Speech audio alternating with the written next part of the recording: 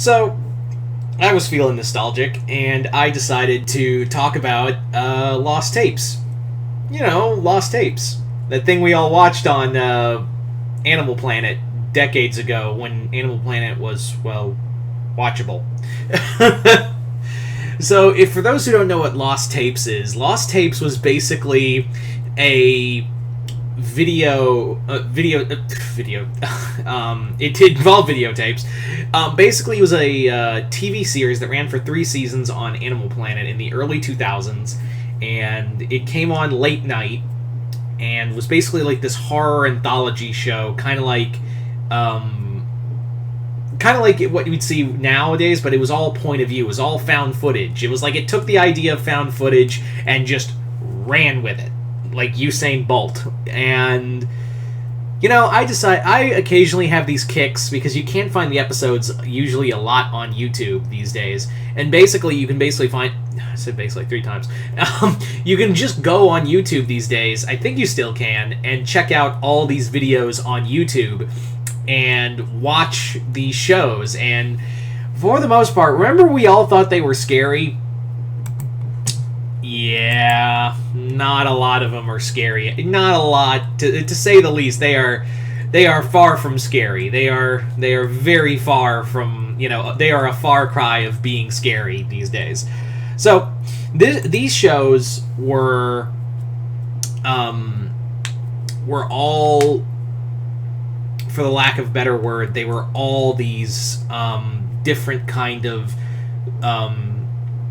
each episode would be about a different creature, and the effects budgets clearly show in a lot of them. Now, not to say there's bad episodes. There actually are some good episodes in there, and I think a lot of them do work. If you have the right director, it clearly shows who's the right director, who's working with the budget, and who's not. Because there are some episodes where I'm like, oof, that does not hold up. That does not hold up in any way, shape, or form in here. So there are remember the Hellhound episode? Do you guys remember how it was just a Rottweiler with red eyes? And if you know Rottweilers, they're the goodest of good boys.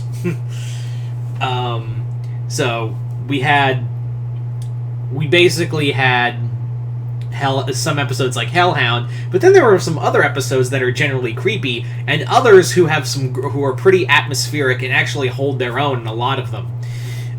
One that comes to mind, I don't think a lot of people talk about it, of how well it works, and it's probably because it breaks the illusion, because the actor was kind of known, because he was also known for hosting. Do you guys remember Deadliest Warriors? He was the host for the after show.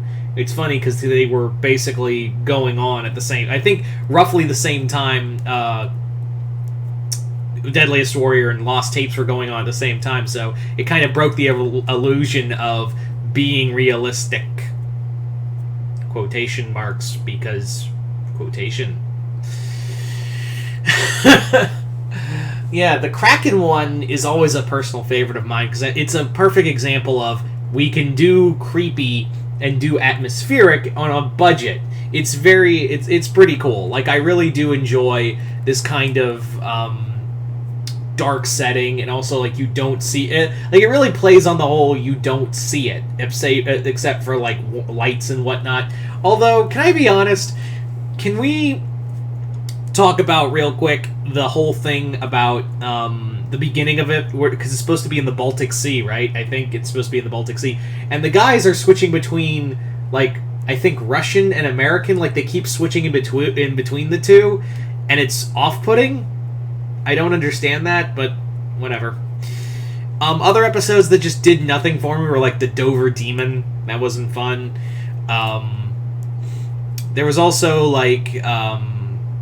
there were several in these episodes where I'm I don't see the appeal here. I generally do not see what was the big deal about it. And Wendigo still holds up as a pretty creepy episode. I think it still holds up. I do love, there's some great camera play in there. I'm always a sucker for good cinematography where there's this camera attached on a string, and it's rotating back and forth, and you're watching the monster, the Wendigo, just butcher this woman.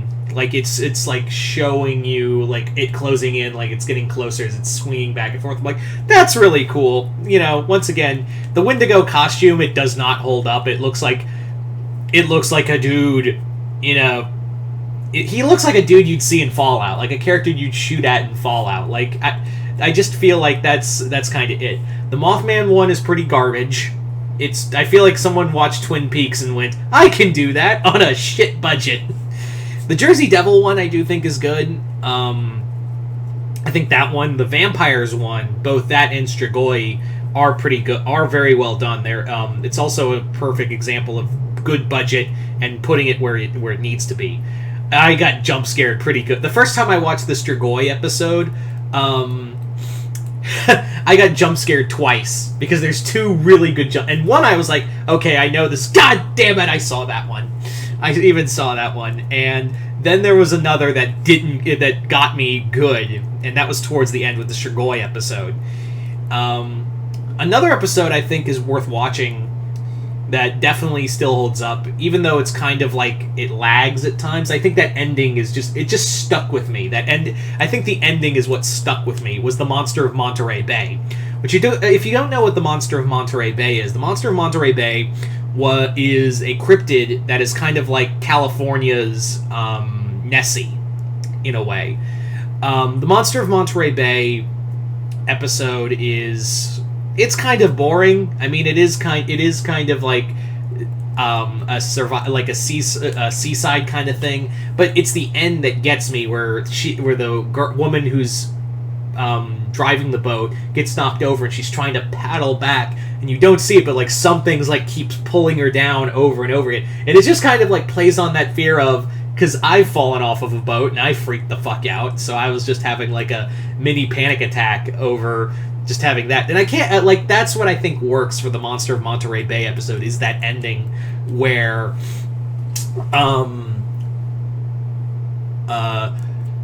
of just that kind of plays on that primal fear of you don't see what it is. It could have been anything, and B, it's like Monterey Bay is home to some of the worst currents in the Californian area of ocean, and the idea of just watching the boat swim ways you're trying to that's like someone's I've had nightmares like that, and I'm pretty sure some of you guys out there have probably had like nightmares about that at some point or another. Like, you guys have probably had like nightmares about that as well. Like, I can't have been the only one, like, of watching the thing that could have saved you as you're trying to swim towards it. Got me.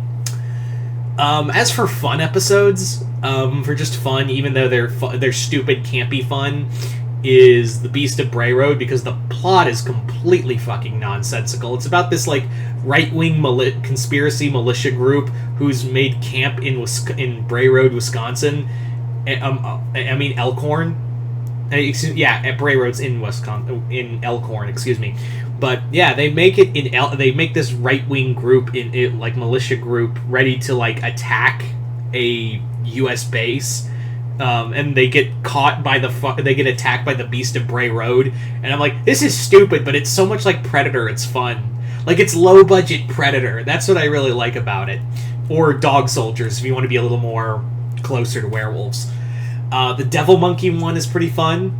I think that one is definitely, again, it's stupid and nonsensical, but like it works. What is another good one? I feel like in season 3 I feel like what kind of lost me was when they tried to do like this research team that was trying to be like Resident Evil. It was kind of, because it clearly was like, and they had a guy and girl, and their first appearance was in a zombie episode in New Orleans. I'm like, okay, guys, you're clearly trying to be Resident Evil right now. And they also show up in the Strigoi episode too, but yeah. Yeah. There were some creatures I'm surprised they never got to, because there were so many other cryptids they could have done, and this show also introduced me to several cryptids as well, like the cave demons and Mongolian death worms and stuff like that. That was how I kind of learned about some cryptids out there. But there were so many. I wish this show could have been retooled and redone. Maybe like, and also show like other monsters, other cryptids that would have been really cool. Like, I would have really liked to have seen them do like the Megalodon or the Ozark Howler would have been cool. The maybe like more like ghosts, because they'd done vampires and zombies, and werewolves might as well do that, right?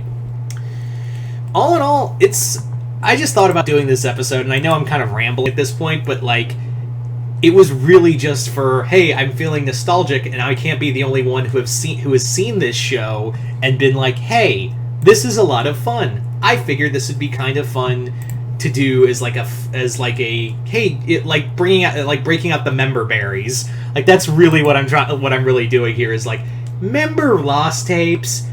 So that's what I was just like, hey, I feel nostalgic. Let's do that.